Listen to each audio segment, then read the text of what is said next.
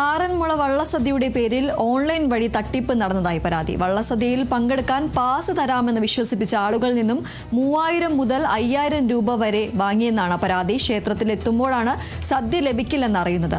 പള്ളിയോട സേവാ സംഘം വഴി 2 പരാതികൾ ഇതിനോടകം ആറന്മുള സ്റ്റേഷനിൽ ലഭിച്ചിട്ടുണ്ട്. പ്രസാദ് എം ജെ ചേരുന്ന വിവരങ്ങളുമായി. പ്രസാദ്, ഏതായാലും ആറന്മുള വള്ളസദ്യയുടെ പേരിലാണ് ഇപ്പോൾ ഓൺലൈൻ വഴി ഒരു തട്ടിപ്പ് നടന്നിരിക്കുന്നത്. എന്തൊക്കെയാണ് മറ്റു വിവരങ്ങൾ? ഈ വർഷമാണ് റെക്കോർഡ് വള്ളസദ്യ ആറന്മുളയിൽ ബുക്ക് ചെയ്തിട്ടുള്ളത്.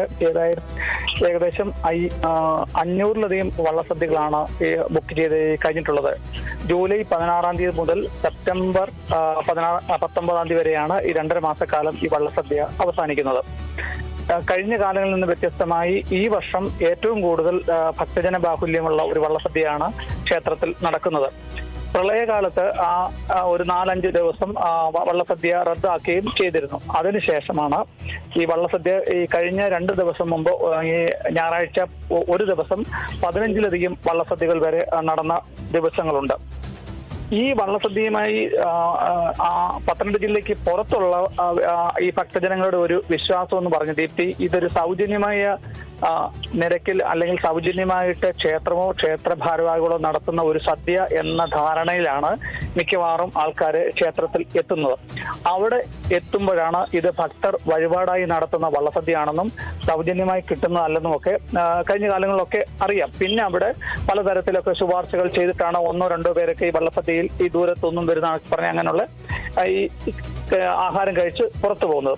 അപ്പൊ ഇങ്ങനെയൊക്കെയുള്ള ഒരു പരാതിയല്ല, ഇങ്ങനെയൊക്കെയുള്ള ഒരു സംഭവങ്ങളൊക്കെ വന്നതിന്റെ അടിസ്ഥാനത്തിൽ കഴിഞ്ഞ ഒരു 2-3 വർഷം മുമ്പ് പള്ളിയോട സഭാ സംഘം KSRTC-യുമായി ബജറ്റ് ടൂറിസം ആരംഭിച്ചിട്ടുണ്ട്. ഒരു ദിവസം 40 പേർക്കാണ് ഈ KSRTC-യിൽ ആറന്മുള വള്ളസദ്യ കഴിക്കാൻ പറ്റുന്നത്. ഈ വഴിപാട് വള്ളസദ്യ ക്ഷേത്രത്തിന് അകത്ത് നടത്തുമ്പോൾ KSRTC-യുടെ ബജറ്റ് ടൂറിസവുമായി ബന്ധപ്പെട്ടുള്ള വള്ളസദ്യ ക്ഷേത്രത്തിന് പുറത്ത് പാഞ്ചജന്യം ഓഡിറ്റോറിയത്തിലാണ്. അത് KSRTC സംസ്ഥാനത്തെ വിവിധ ഡിപ്പോകളിൽ നിന്നായി അവിടെ എത്തും. ഈ KSRTC തന്നെ എത്തുന്നവർ ഈ വള്ളസദ്യയുടെ ചടങ്ങുകളെല്ലാം വീക്ഷിച്ച ശേഷം ഈ വള്ളസദ്യ ആഹാരം കഴിച്ചു പോവുകയാണ് പതിവ്. അപ്പോൾ ഈ KSRTC-യുടെ ഈ ബജറ്റ് ടൂറിസം പെയ്ഡ് 350 രൂപയാണ് ഒരു ഭക്തൻ ഈ പള്ളിയോട സേവാ സംഘത്തിന് അടയ്ക്കേണ്ടത്. KSRTC-യുടെ ബജറ്റ് ടൂറിസത്തിലാണ്, പെയ്ഡ് വള്ളസദ്യയിലാണ് ഇപ്പോൾ തട്ടിപ്പ് നടന്നിട്ടുള്ളത് പറയുന്നു.